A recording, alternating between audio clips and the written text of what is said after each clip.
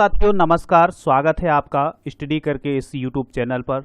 साथियों 31 अगस्त 2020 का जो दिन था वह हमारे लिए बहुत ही दुखद रहा, क्योंकि हमारे देश के पूर्व राष्ट्रपति, इसके अलावा हमारे देश के भारत रत्न प्रणब मुखर्जी का निधन हो गया।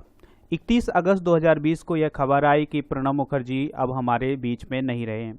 तो स्टडी करने यह निर्णय लिया कि हम उनके जीवन को देखेंगे कि उनका राजनीतिक जीवन, उनका राजनीतिक सफ़र कैसा रहा, देश के लिए उनका क्या योगदान रहा।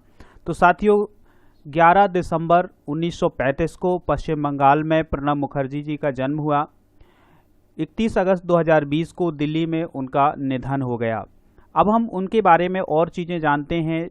26 जनवरी 2019 को प्रणब मुखर्जी जी को भारत रत्न से सम्मानित किया गया। इसके अलावा 25 जुलाई 2012 को वे भारत के 13वें राष्ट्रपति बने। प्रणब मुखर्जी जी की एक पुस्तक है जिसका नाम है द कोलिएशन ईयर्स 1996 से 2012। यह इम्पोर्टेंट है, आपकी परीक्षा की दृष्टि से भी यह महत्वपूर्ण है, इसको आप जरूर देखिएगा। तो आपको इस बुक का नाम याद रखना है, द कोलिएशन ईयर्स 1996 से 2012। साथियों और हम देखते हैं कि प्रणब मुखर्जी जी को कौन कौन से सम्मान मिले हैं। तो साथियों 1984 में सर्वश्रेष्ठ वित्त मंत्री के रूप में इन्हें चुना गया। 1997 में सर्वश्रेष्ठ सांसद का अवार्ड मिला।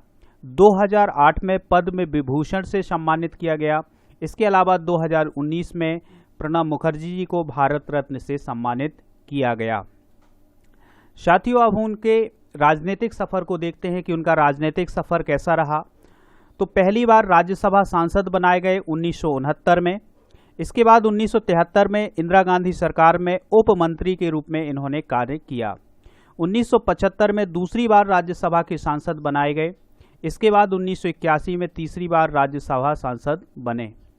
1984 में इंदिरा गांधी सरकार में वित्त मंत्री के रूप में इन्होंने महत्वपूर्ण कार्य किया। वित्त मंत्री के रूप में 1984 में इन्होंने बहुत ही इम्पोर्टेंट कार्य किया।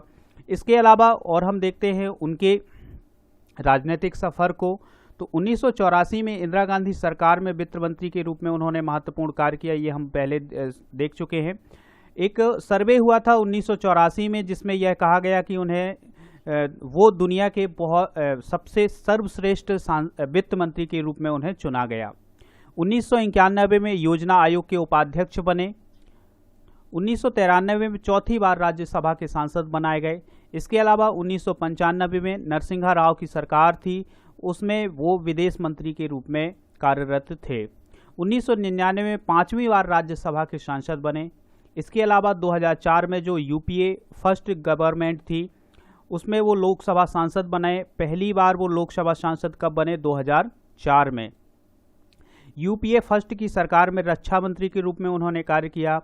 2006 में उन्हें विदेश मंत्री के रूप में नियुक्त किया गया और यूपीए 2 की सरकार 2009 में वित्त मंत्री के रूप में उन्होंने कार्य किया। 2012 में भारत के 13वें राष्ट्रपति बने और 2017 में प्रणब मुखर्जी का राष्ट्रपति के रूप में कार्यकाल खत्म हो गया।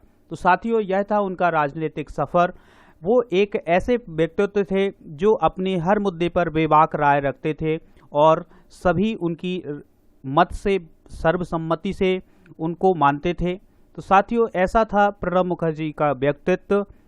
अगर आपको उनके जीवन से कुछ सीखने को मिलता है तो ज़रूर सीखें, उनको हम पढ़ें, उनको जानने की कोशिश करें। तो स्टडी करके यही प्रयास रहा है कि आपको थोड़ी सी जानकारी दें। हम सभी उनको श्रद्धांजलि अर्पित करते हैं। तो साथियों चलते हैं, लेते हैं विदा। जय हिंद, जय भारत।